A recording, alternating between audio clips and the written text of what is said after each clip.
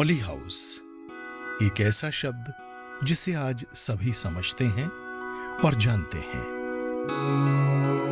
असल में green house यानी हरित गृह का ही एक सस्ता लेकिन उतना ही कारगर विकल्प है पॉली हाउस।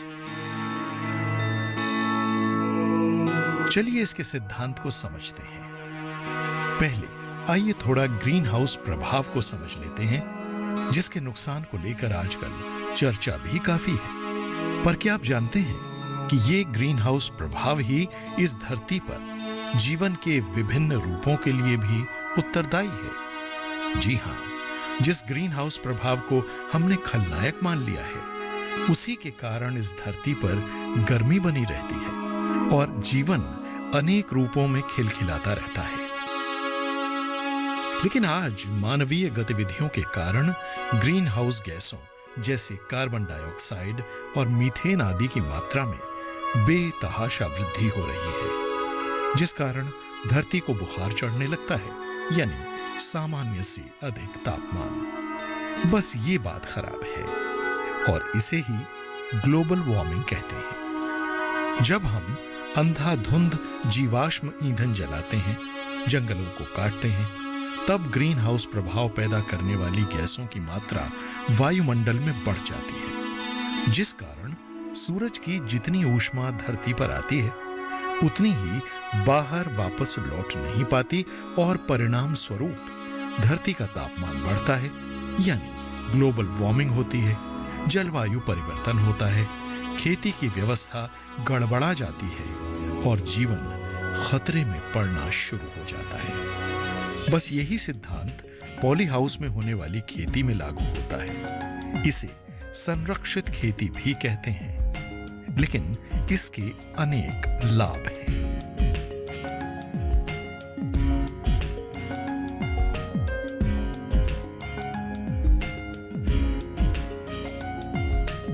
पॉली हाउस बनाने के लिए सही स्थान का चयन बेहद अहम है, जैसे क्षेत्र प्रदूषण रहित हो, पानी का जमाव ना हो और जहां आसानी से पहुंचा जा सके। लेकिन पॉली हाउस से जुड़ी अनेक जानकारियां हैं, जैसे कितने प्रकार के पॉली हाउस होते हैं, पॉली हाउस में कौन कौन सी फसलें ली जा सकती हैं।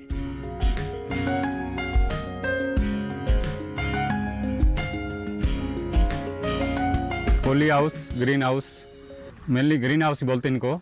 तो ग्रीन हाउस में वातावरण नियंत्रित ग्रीन हाउस एक होता है, दूसरा होता है अर्ध वातावरण नियंत्रित ग्रीन हाउस, तीसरा होता है नेचुरली वेंटिलेटेड ग्रीन हाउस, यानी प्राकृतिक तरीके से इसमें कंट्रोल रहता है सभी का। एक होता है हमारा इसमें वॉकिंग टनल। वॉकिंग टनल में क्या रहेगा, उसमें किसान के लिए उसकी हाइट कम होती है, इनकी हाइट होती है 4 मीटर या 4 से अबव रहती है बाकी की सबकी। तो वातावरण नियंत्रित पॉली हाउस रहता है, जिसमें उसमें क्या रहता है, उसमें जो भी है टेम्परेचर है, इरिगेशन शेड्यूल है, फर्टिगेशन शेड्यूल है, सभी कंट्रोल होता है। जो अर्ध वातावरण नियंत्रित है उसमें क्या रहेगा, टेम्परेचर ह्यूमिडिटी इतनी कंट्रोल नहीं होगी, बाकी इरिगेशन है, फर्टिगेशन वो कंट्रोल रहेगा। तीसरा रहे नेचुरली वेंटिलेटेड ग्रीन हाउस या नेट हाउस, उसमें रहेगा अपना टेम्परेचर या अपनी ह्यूमिडिटी इतनी कंट्रोल नहीं होगी, बाकी वैसे उसमें कंट्रोल होगा तो क्या होगा, इरीगेशन और फर्टिगेशन शेड्यूल कंट्रोल होगा। वॉकिंग टनल की बात करते हैं। वॉकिंग टनल में क्या है, अपना उसमें छोटा वॉकिंग टनल लगता है, उसमें अलग अलग स्क्वायर मीटर के हिसाब से किसान 500 स्क्वायर मीटर से लेके 2000 स्क्वायर मीटर तक लगा सकता है। लेकिन जो पॉली हाउस या नेट हाउस बोलते हैं, 2000 स्क्वायर मीटर से लेके 4000 स्क्वायर मीटर तक एक किसान लगा सकता है। इसके फायदे क्या हैं और किसानों के लिए सबसे जरूरी कि पॉली हाउस लगाने पर सरकार की ओर से क्या क्या सहायता मिलती है, यानी ऋण सुविधा, सब्सिडी आदि क्या है। बागवानी विभाग किसानों के लिए तत्पर है। तो ये स्कीमें हमारी 2010 से स्कीमें पॉली हाउस नेट हाउस की विभाग द्वारा चलाई जा रही हैं। तो किसानों से हमारा यही रहता है कि जो किसान भाई पॉली हाउस नेट हाउस लगाएं, तो उसमें पहले प्रशिक्षण जरूरी है, प्रशिक्षण के बाद ही वो इसके ऊपर आई। तो सर विभाग द्वारा इसमें 65% से अनुदान राशि किसान को दी जा रही है। कोई किसान भाई 1 एकड़ में अगर पॉली हाउस लगाएगा तो उसमें तकरीबन 32-33 लाख रुपए इसमें टोटल खर्चा आएगा। तो किसान को हम 65% सब्सिडी दे रहे हैं, यानी 22-23 लाख रुपए किसान को सब्सिडी मिलेगी। अगर किसान नेट हाउस लगाना चाह रहा है तो उसमें कॉस्ट 24 लाख रुपए के आसपास आएगी, तो उसमें सब्सिडी 16 लाख के आसपास रहेगी, 16 से 17 लाख के आसपास, यानी 6 से 7 लाख रुपए किसान का नेट हाउस में लगेगा। पॉली हाउस की बात करें तो 12 से 13 लाख रुपए किसान का लगेगा। तो इसमें सब्सिडी 65% किसानों को दी जा रही है। अनुदान राशि की किसानों के लिए हमारे विभाग द्वारा कोई दिक्कत नहीं है। हमारे पास किसानों के लिए बजट इतना रहता है कि किसान, कोई भी किसान फतेहाबाद डिस्ट्रिक्ट का हो तो उसमें हम उनको प्राथमिकता देते हैं, और जो किसान भाई ट्रेनिंग लेके आएगा तो उसको हमें तकनीकी रूप से भी जानकारी मुहैया करा रही है, और ट्रेनिंग वाला किसान है उसमें पैदावार अच्छी लेगा। तो किसानों से मैं पहले विभाग ने अब जरूरी कर दिया है कि जो किसान भाई पॉली हाउस या नेट हाउस लगाना चाह रहे हैं तो अपने मिट्टी की जाँच या नेमाटोड की जाँच जरूर करवाएं। उसके बाद ही किसान को अनुमति दी जाती है। वही किसान लगाएगा जो मिट्टी की जांच करवाएगा, उसके बाद है उसके पॉली हाउस से अगर उसकी मिट्टी में लगाने लायक है तो उसको हमें उसकी अनुमति प्रदान करते हैं। अरे वाह, सरकार की ओर से इतना प्रोत्साहन दिया जा रहा है तो अब पॉली हाउस खेती से जुड़ना और भी आकर्षक हो गया है।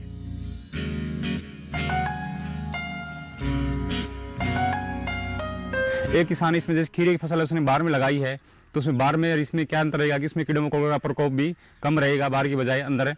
उसमें क्या है, आपका तापमान भी कंट्रोल रहेगा। दूसरा उसमें क्या रहेगा, जो पानी की इतनी बर्बादी हो रही है, अगर पॉली हाउस या ड्रिप इरिगेशन के माध्यम से किसान उसमें लगा रहा है तो पानी की बचत भी इसमें ज़्यादा होगी। एक इसमें क्या है, ज़मीन की उर्वरकता शक्ति है, जो जितना हम खुले में खाद डाल रहे हैं उसमें इतना डालने की जरूरत नहीं है। इसमें तो हमने एक लिमिट मात्रा में नाइट्रोजन, फास्फोरस, पोटास या दूसरे जितने भी सूक्ष्म अपने खादें हैं, घुलनशील खादें वो दे सकते हैं। तो उसमें पानी के साथ ही खादें नहीं है, खुले में इसमें कोई ब्रॉडकास्ट करके या किसान ने वैसे छिट्टा देके खादें नहीं डालनी है। तो खाद की बचत भी हो रही है, जमीन की उर्वरता शक्ति भी बच रही है, लेबर की कॉस्ट भी इसमें घट रही है कि उसमें खोदी करने की ज़्यादा जरूरत नहीं है। किसान मल्चिंग करेगा तो मल्चिंग से क्या रहेगा, उसमें नमी भी बनी रहेगी, उसमें घास फूस कम हो गई तो उसमें पैदावार भी उसकी बढ़ेगी। तो ये मेरा तो ये है कि किसान भाई हमारे यहाँ एक क्षेत्र में लगा रहे हैं तो वो अच्छी पैदावार भी ले रहे हैं, और उनको अच्छी पैदावार के साथ साथ उनका जीवन स्तर भी बढ़ रहा है।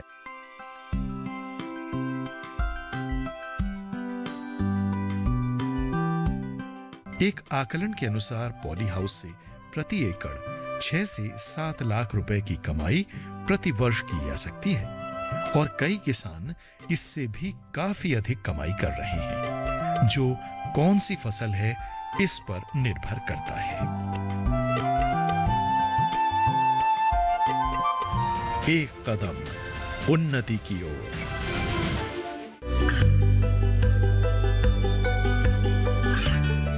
गांवों और पिछड़े क्षेत्रों में सरकारी योजनाओं की जानकारी पहुंचा।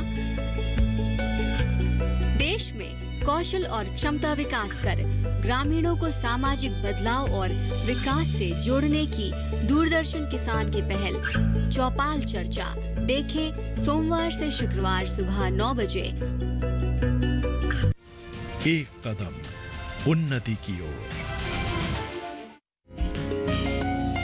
पॉली हाउस बनाने के लिए सही स्थान का चयन बेहद अहम है, जैसे क्षेत्र प्रदूषण रहित हो, पानी का जमाव ना हो और जहां आसानी से पहुंचा जा सके।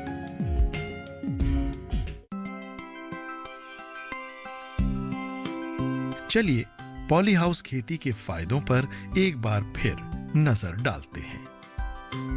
प्रतिकूल मौसम में भी खुले खेत में फसलों की तुलना में अच्छी उपज प्राप्त की जा सकती है। कुछ फसलों का उत्पादन साल भर लिया जा सकता है, जिससे बाजार में निरंतर आपूर्ति बनी रहे। समान गुणवत्ता वाली फसल बार बार हर बार। खुले खेत की तुलना में 8 से 10 गुना अधिक उपज। इन संरचनाओं में हानिकारक कीटों, रोगों और खरपतवारों का आसानी से प्रबंधन। छोटे किसानों और ग्रामीण क्षेत्रों में बेरोजगार युवकों के लिए पॉली हाउस बेहद कारगर। जैविक खेती के लिए पॉली हाउस बेहद उपयुक्त है। किसी भी प्रकार की भूमि में इसे लगाया जा सकता है। नर्सरी के लिए बेहद उपयुक्त। पानी की और खाद की बचत। विदेशों में बेचने के लिए अच्छी गुणवत्ता वाली फसलों का उत्पादन लेना पॉली हाउस में संभव। चलिए थोड़ा ग्रीन हाउस या पॉली हाउस का इतिहास जान लेते हैं। रोम का टिबेरियस नाम का एक राजा था, जिसे खीरे जैसी एक सब्जी काफी पसंद थी और वो चाहता था कि साल भर उसे वो खीरे जैसी सब्जी खाने को मिलती रहे। लगता है टिबेरियस को अपनी रसोई के मुकाबले प्रकृति की रसोई में बने खाने पर अधिक भरोसा था और सही भी है। प्रकृति की रसोई में खनिज, लवण, विटामिन आदि की सही मात्रा होती है जिसका हमारे शरीर को बहुत लाभ मिलता है। खैर, राजा टिबेरियस को साल भर ये खीरे जैसी सब्जी खिलाने के लिए पहली बार ग्रीन हाउस तैयार किए गए और कृत्रिम रूप से साल भर एक जैसा तापमान, नमी आदि बनाए रखे गए और एक ही जैसा उत्पादन भी पूरे वर्ष प्राप्त होता रहा। पहला आधुनिक ग्रीन हाउस 13वीं सदी में इटली में बनाया गया, जिसमें अधिकतर नाविकों द्वारा भारत जैसे उष्ण कटिबंधीय देशों से लाए गए विदेशी पौधे रखे गए। 1960 के दशक में जब पॉलीएथिलीन की बड़ी बड़ी शीट उपलब्ध होने लगी, तब पॉली हाउस को तेजी से अपनाया जाने लगा, क्योंकि ग्रीन हाउस की तुलना में पॉली हाउस सस्ता पड़ता था। ग्रीन हाउस में जहां कांच का उपयोग होता था, वहीं पॉली हाउस में पॉलीएथिलीन का उपयोग होता है। भारत में ग्रीन हाउस का निर्माण 20 से 25 वर्ष पहले प्रारंभ हुआ।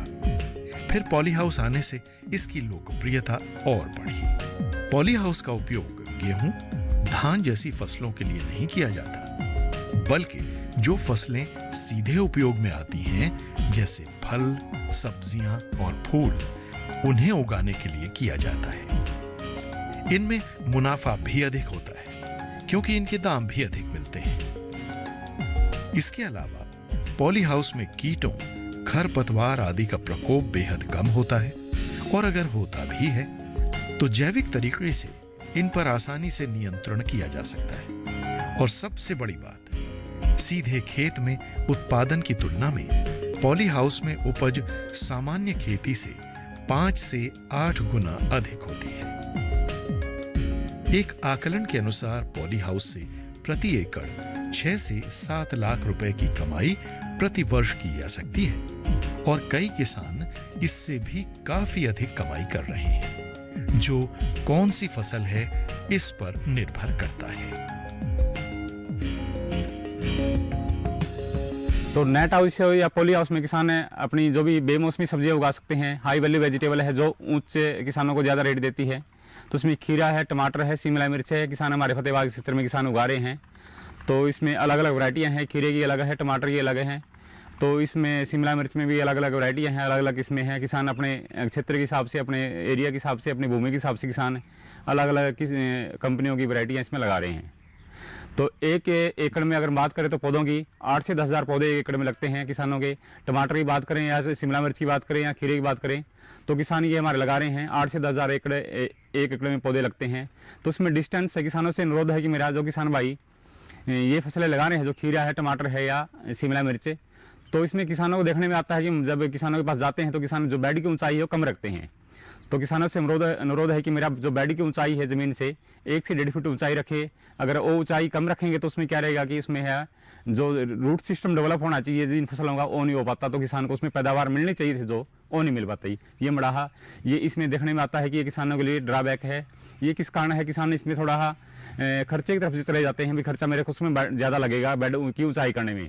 तो लेकिन उसमें किसान को फायदे की बजाय उसमें हानि होती है, क्यों उसकी रूट सिस्टम डेवलप नहीं होता। तो जब फसल बड़ी होगी तो उसमें जो पैदावार उसको मिलनी चाहिए थी वो किसान को नहीं मिल पाती है। तो किसानों से अनुरोध है कि एक तो उसमें सघन ना करें, ज़्यादा 8 से 10 हज़ार से ज़्यादा पौधे ना लगाएं। कई किसान भाई ऐसे हैं 12-12 हज़ार पौधे लगा देते हैं, वो किसानों को पैदावार न दे के किसानों को नुकसान हो जाता है। उसमें ज़्यादा सघन होगी तो उसमें ह्यूमिडिटी ज़्यादा बढ़ेगी, कार्बन डाइऑक्साइड की मात्रा ज़्यादा होगी, तो उसमें जो फ्रूट साइज बढ़ना था या जितनी उसके फ्रूट की पैदावार मिलनी थी पर प्लांट के हिसाब से, वो किसान को नहीं मिल पाती है। तो मेरा अनुरोध यही किसानों से 8 से 10 हज़ार एकड़ पौधे पर एकड़ से लगाएं और जो डिस्टेंस है प्रॉपर का क्रॉप का वो मेंटेन रखें, प्लांट टू प्लांट या लाइन से लाइन भी। भारत हमेशा से कृषि प्रधान देश रहा है। हमारे किसानों के श्रम और कृषि वैज्ञानिकों के तप द्वारा भारत आज खाद्यान्न के मामले में आत्मनिर्भर है। लेकिन पिछले कुछ समय से ग्लोबल वार्मिंग के कारण हो रहे जलवायु परिवर्तन के कारण कीटों, रोगों और बेमौसमी बारिश से किसानों को काफी नुकसान हो रहा है। जो किसान भाई अगर किसी, मैं तो ये कहना चाहूँ, जो किसान भाई को आज के दिन है ज़मीन कम होती जा रही है, कम जोत के किसान है, अगर पॉली हाउस में या नेट हाउस लगाते हैं तो उसमें क्या रहेगा कि बेमौसमी सब्जियां उसमें उगा सकते हैं। हमारे को कई बार देखने में आता है कि बेमौसमी बारिश हो रही है, बेमौसमी उसमें ओले गिर रहे हैं, या कई बार बेमौसमी उसमें इतना टेम्परेचर डाउन हो गया है, कई बार इतना बढ़ गया है, तो किसान को पैदावार तो मिलनी उसमें असंभव है। किसान मतलब जितना उसने खर्चा किया वो भी नहीं मिल पाता है। अगर पॉली हाउस या नेट हाउस किसान ने लगाया है तो उसमें क्या है, बेमौसमी सब्जियां हैं, तो इसमें खीरा है, टमाटर है, शिमला मिर्ची लगा सकता है, फूलों की खेती भी कर सकता है किसान। इसमें पैदावार किसानों को बाहर से 4-5 गुना ज़्यादा मिलेगी, साथ में उसमें उच्च क्वालिटी के, उच्च अच्छी गुणवत्ता के उसमें फ्रूट मिलेगा, तो उस बाजार भाव उसमें ज़्यादा मिलेगा।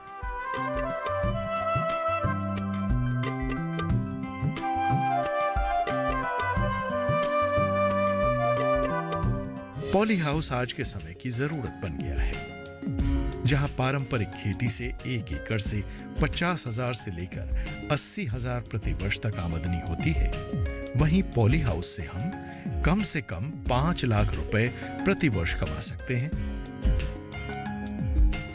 एक कदम उन्नति की ओर।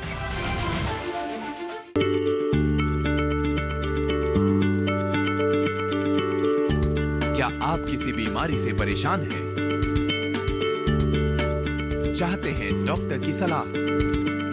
तो हम हैं आपके साथ, बताएंगे आपको जीने की राह। समस्याएं आपकी, समाधान देश के मशहूर विशेषज्ञों के। घर बैठे बात करें देश के जाने माने डॉक्टरों से। हमारे लाइव प्रोग्राम स्वस्थ किसान में हर शनिवार शाम 6 बजे से 7 बजे तक। एक कदम उन्नति की ओर। पॉली हाउस का उपयोग गेहूं, धान जैसी फसलों के लिए नहीं किया जाता, बल्कि जो फसलें सीधे उपयोग में आती हैं, जैसे फल, सब्जियां और फूल, उन्हें उगाने के लिए किया जाता है।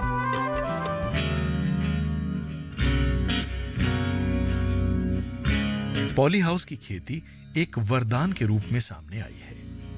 पॉली हाउस से किसानों के नुकसान में कमी आती है और लगभग समान लागत पर अधिक उपज प्राप्त होती है, और मौसम कैसा भी हो, फसल पर कोई प्रभाव नहीं पड़ता।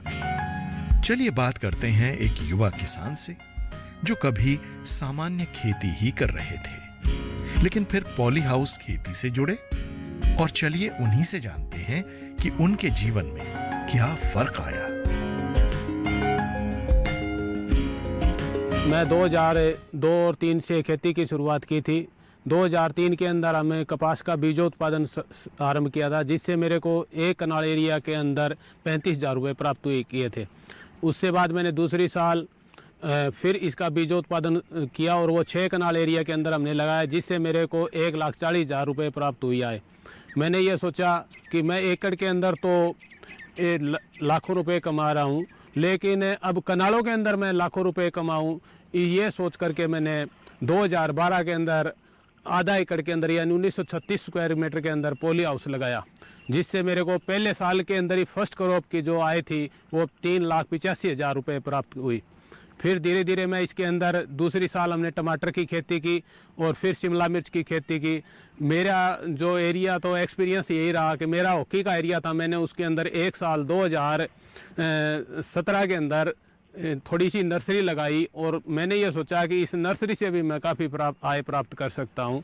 तो मैंने 2018 के अंदर फिर पूरा पॉली हाउस के अंदर जो ट्रे है, ट्रे के अंदर नर्सरी तैयार की ऑफ सीजन की, सर्दियों के अंदर हमने जनवरी 15 को बीज डाला और फरवरी 20 को हमने फार्मरों को दे दिया, और धीरे धीरे करके आज उस जो नर्सरी की डिमांड है मेरी पॉली हाउस की इतनी ज़्यादा हो गई है कि मैं आधे से ज़्यादा पॉली हाउस के अंदर नर्सरी तैयार कर रहा हूँ और किसानों को दे रहा हूँ। इससे मुझे क्या है कि जो मेरी आमदनी थी, जो पॉली हाउस से मैं सालाना यानी शुद्ध प्रॉफिट है वो 4 से 3-4 लाख रुपए ही कमा पा रहा था, अब मैं जो पॉली हाउस से है वो सालाना 7-8 लाख रुपए नर्सरी और जो हमारी मुख्य फसल लगाते हैं जैसे खीरा है या तो उससे ले रहा हूँ, जिससे मेरी जो आमदनी है पॉली हाउस की वो डबल हो चुकी है।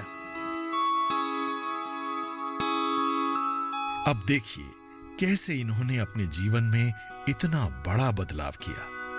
कहां नौकरी के चक्कर में थे और अब करीब 15 से 20 लोगों को नौकरी पर रखा हुआ है।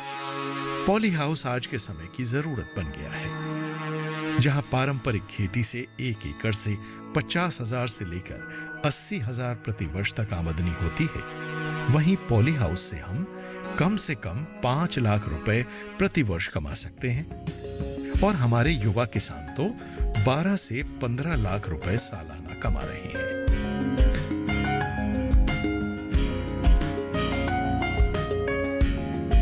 खेती भी कोई नौकरी से कम नहीं है भाई। 1 लाख हमारा जो पहले टारगेट था 1 लाख रुपए इनकम का, अब मैं एकड़ के अंदर 3-3, 4-4 लाख रुपए कमा रहा हूँ। तो अगर नौकरी करूँगा तो मैं 30,000, 35,000 रुपये अथवा 40,000 रुपये में नौकरी कर लूँगा। तो अब मेरे पास अभी 11 एकड़ भूमि है जिसमें मैं सालाना इनकम 25 लाख रुपए प्राप्त कर रहा हूँ और शुद्ध प्रॉफिट है वो लगभग मेरा 17-18 लाख रुपए है। तो इतना 17-18 लाख रुपए तो मैं किसी भी तरीके से कौन सी भी नौकरी करके नहीं कमा सकता। अगर पॉली हाउस से लाभ को समझें तो खीरा, ककड़ी, शिमला मिर्च, टमाटर जैसी फसलों में तो लाभ है ही, क्योंकि कम लागत में अधिक उत्पादन होता है। हमने अभी एक खीरे की फसल लगा रखी है। साल के अंदर हम 2 खीरे की फसल लेते हैं और उसमें एक तो हमारी जो सितंबर के अंदर बिजाई होती है और दूसरी जो फसल होती है वो फरवरी के अंदर बिजाई करते हैं हम। लेकिन इस दोनों पीरियड के बीच में यानी जुलाई के अंदर हम पूरे पॉली हाउस के अंदर इसकी गोभी की नर्सरी तैयार करते हैं, जो कि ओपन बार के अंदर उस टाइम बरसात का मौसम होता है और किसानों की जो गोभी की पौध है वो ख़त्म हो जाती है। तो हमारे लिए वो एक अच्छा ऑप्शन है कि इसमें जो पॉली हाउस में बारिश का पानी अंदर नहीं आ पाता और हम पूरी ह्यूमिडिटी को कंट्रोल रख के एक नर्सरी तैयार करके और फिर अगस्त के लास्ट और सितंबर में हम खीरा लगा देते हैं। खीरे की हम जो क्रॉप है वो हमारी दिसंबर के अंदर ख़त्म हो जाती है।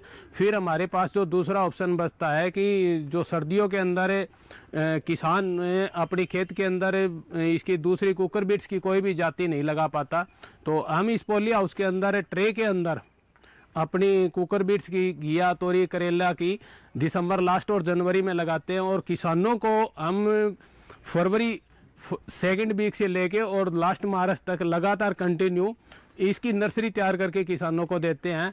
और उसमें ये देखने को मिलता है कि उस टाइम के अंदर जनवरी या फरवरी में किसान अपने खेत में किसी भी बीज को, सब्जी के बीज को नहीं लगा पाता और अगर उसके पास नर्सरी तैयार मिलती है तो उससे किसान को एक तो 15 से 20 दिन अपनी फसल एडवांस मिलती है और उसकी जो पाले से मरने की समस्या है वो भी उससे ख़त्म हो जाती है।